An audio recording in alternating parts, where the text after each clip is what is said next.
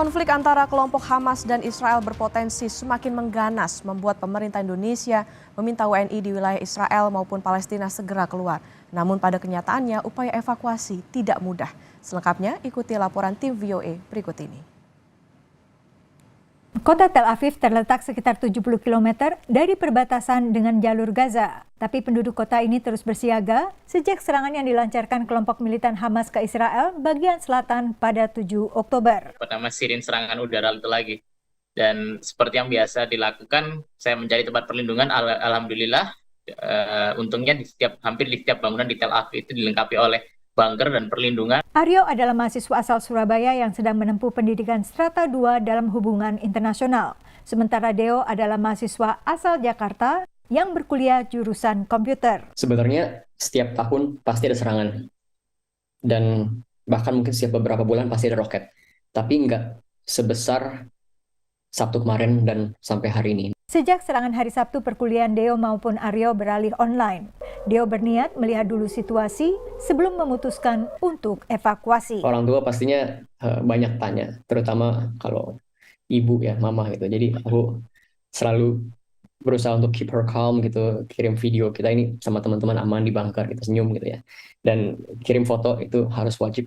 Sementara Aryo telah bersiap evakuasi. Kami telah menerima semacam arahan, kami bisa berkoordinasi dengan Kedutaan Republik Indonesia di Amman, di Yordania, dan mereka kini sedang mempersiapkan rencana untuk evakuasi warga negara Indonesia yang ada di Israel, karena ada ekspektasi bahwa akan ada eskalasi yang serius. Pada saat yang sama, dari sekitar 10 warga Indonesia di jalur Gaza, hanya satu keluarga yang siap mengungsi. Saya ini di sini cabang ya Mbak ya, cabang Gaza, jadi saya juga informasi ke pusat Jakarta yang nanya gimana Mbak, itu kan apakah ada keputusan untuk keluar atau apa, dan Presidium Mercy pun mengeluarkan mengeluarkan statementnya kalau kita tetap stay di sini. Sementara penyeberangan Rafah antara jalur Gaza dengan Mesir telah dibom Israel. Karena Indonesia tidak memiliki hubungan diplomatik dengan Israel, upaya evakuasi banyak dikoordinasi lewat kedutaan besar di negara-negara tetangga Israel, termasuk Yordania di timur, Mesir di barat daya, serta Libanon di utara. Gelombang pertama evakuasi melibatkan sekitar 230 orang yang sedang melakukan perjalanan religi ke Israel dan tepi barat. Menurut KBRI di Amman, yang ikut mempersulit evakuasi warga Indonesia ini adalah tak semuanya lapor diri. Yang 230 sudah alhamdulillah sudah keluar dan keadaan selamat, dan mereka sekarang lagi bermalam di Yordania. Ya, seperti travel kan juga tidak punya keharusan juga melapor.